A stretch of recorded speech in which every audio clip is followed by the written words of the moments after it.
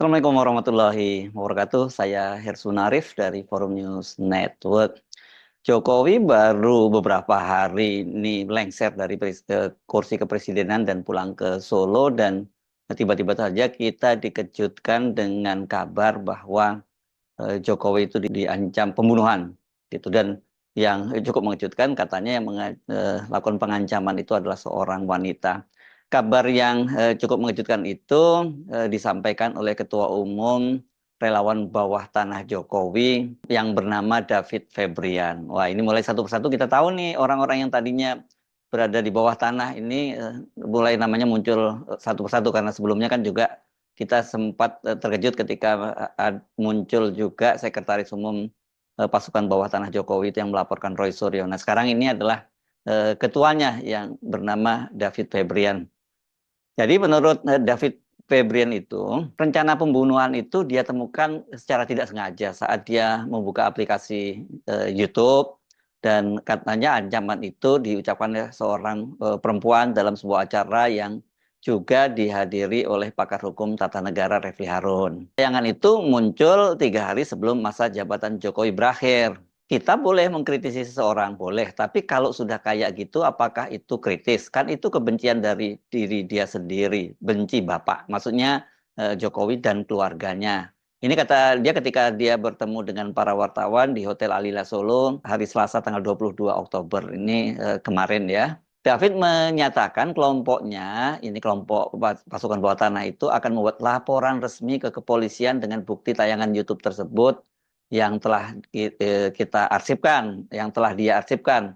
Nanti tim legal kami yang melaporkan ke Bareskrim biar ditelusuri. Nah, dalam penilaian David soal adanya ancam pembunuhan itu pasti ada pemicunya. Dan dia berencana itu tidak sekedar mengejar orang yang melontarkan ancaman itu, tapi juga pihak-pihak yang mengadakan acara dan yang memfasilitasinya. Kalau pikir saya tidak ada asap kalau nggak ada api. Nanti kan polisi bisa mengusut. Wah, ini jadi serius ya kalau kemudian yang dikejar bukan hanya si ibu ini. Kita tidak tahu siapa sesungguhnya si ibu ini. Karena kalau saya cermati aktivitas Refli Harun bersama dengan kelompok-kelompok kritis lainnya itu menjelang Jokowi lengser itu memang sangat intens. Dilakukan beberapa kali pertemuan gitu ya. Dan beberapa kali pertemuan yang dilakukan oleh Refli Harun dan kawan-kawan ini kan sempat tidak diberi izin. Ini misalnya acara yang diinisiasi oleh Ketua Partai Negoro Faisal Asgaf yang semula itu direncanakan akan dilaksanakan di Balai Sudirman Jakarta, kemudian tidak diberi izin oleh pemilik gedung, dan kemudian juga dipindahkan lagi ke Hotel Bidakara, tapi juga tidak diberi izin gitu.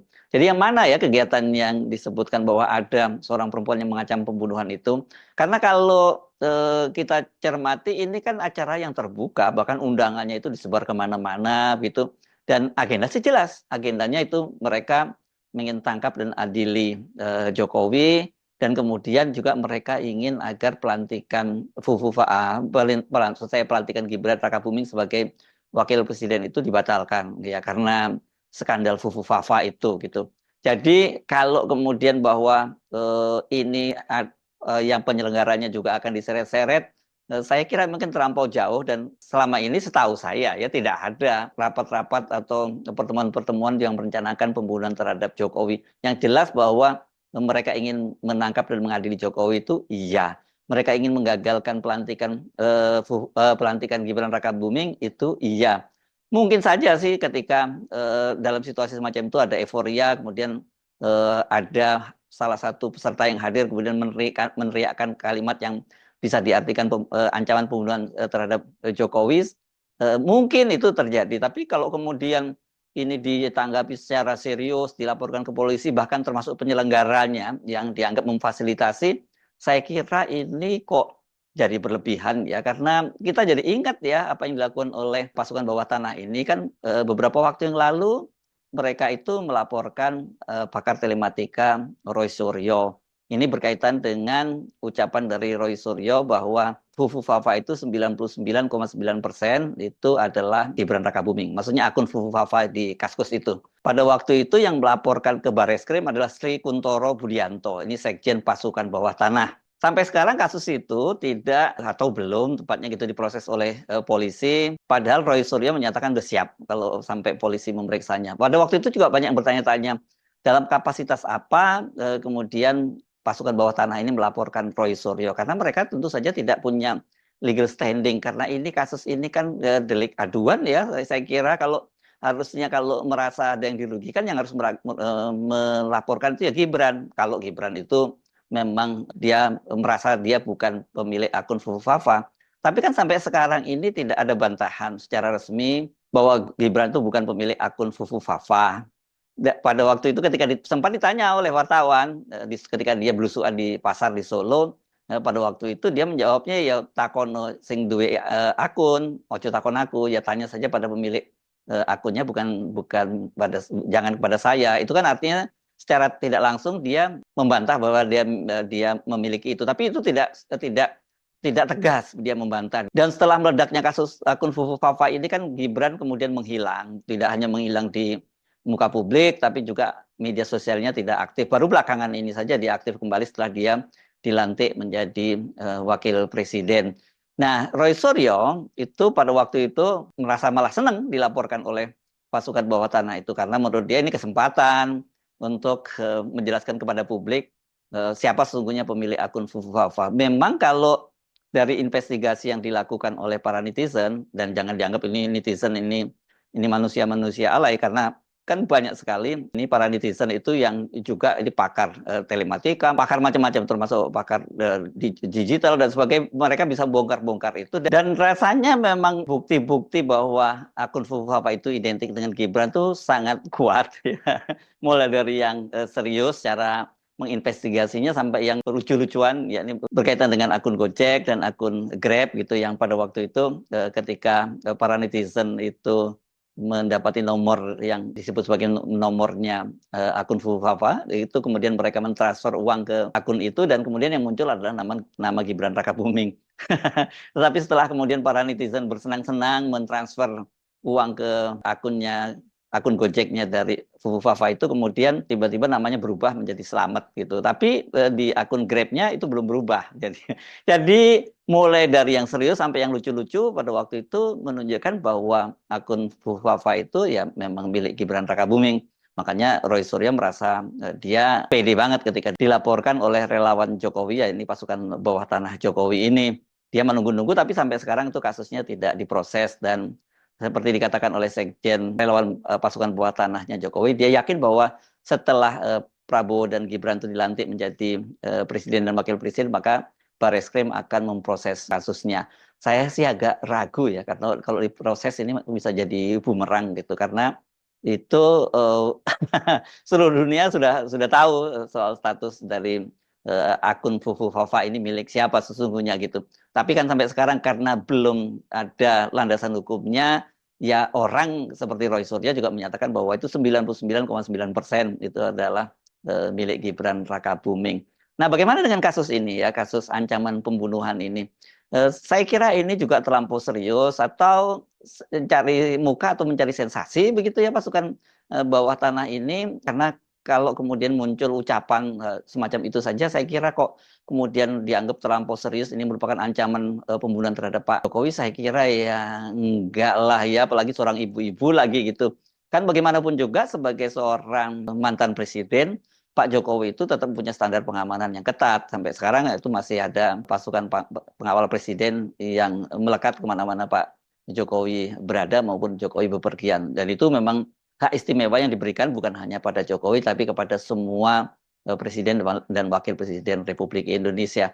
Kalau sekarang ini muncul laporan itu dan dianggap serius dan dilaporkan kepada polisi, saya kira kok saya kasihan pada polisinya karena polisi kemudian harus menanggapi beberapa laporan yang sebenarnya tidak cukup kuat. Tetapi bagaimanapun juga kalau nggak diproses itu jadi persoalan karena ini kan berkaitan dengan nyawa seorang mantan presiden. Jadi pasti harus bertindak secara serius. Tapi kalau kemudian dikait-kaitkan dengan penyelenggaranya, bahkan disebut nama Refli Harun ada di situ, ini kok kita menangkap tendensi yang berbeda. Dan seharusnya dalam pola-pola semacam ini laporan kepada polisi, sedikit-sedikit melaporkan kepada polisi itu harusnya dihentikan. Cukuplah itu terjadi di eranya Pak Jokowi dengan dilanjutkan ke Pak Prabowo. Karena kalau ini pola semacam itu dilakukan dan kemudian polisi juga menseriusi laporan-laporan semacam itu, karena posisinya polisi kan tentu serba salah.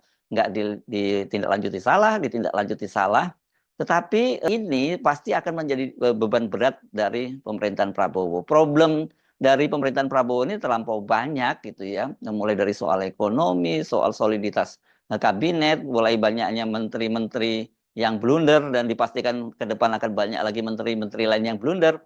Kalau kemudian ditambah dengan laporan-laporan semacam ini ke polisi dan kemudian itu dilakukan oleh relawan-relawannya Pak Jokowi, maka dipastikan ini ya tingkat demokrasi Indonesia itu akan makin terpuruk gitu. Karena apa ya tadi itu hukum dan sebagainya seolah-olah itu bisa digunakan oleh mereka-mereka ini bukan penguasa ya, mereka-mereka yang berafiliasi dengan penguasa. Karena kalau kita sebut berafiliasi dengan penguasa, walaupun Pak Jokowi sudah tidak jadi presiden lagi, tapi kan putranya Gibran Rakabuming menjadi wakil presiden.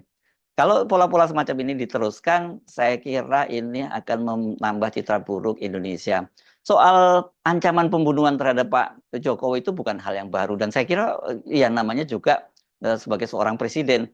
Tentu Anda masih ingat pada tahun 2018 lalu ada seorang remaja berusia 16 tahun. Namanya waktu itu zaman disingkat S atau RJT begitu. Dan saya kira wajar nih karena usianya masih di bawah umur. Kan videonya viral. Dia waktu itu malah mengancam akan menembak Pak Jokowi dan dia memegang fotonya Pak Jokowi. Beda dengan yang ini yang saya duga cuma dia berteriak saja gitu ya.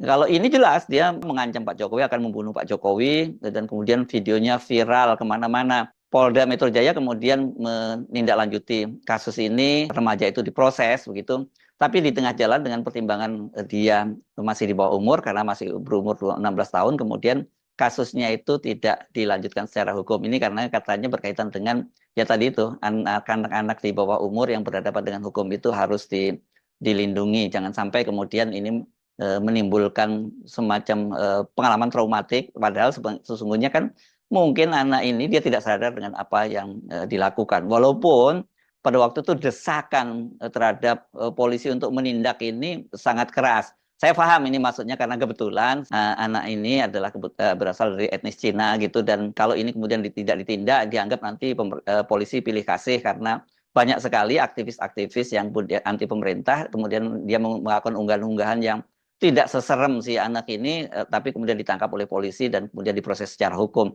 Itu saya kira waktu itu kemudian mengapa kasus ini menjadi kontroversi walaupun sebenarnya videonya itu sendiri juga bikin serem ya kalau kita nontonnya tapi pelakunya anak-anak.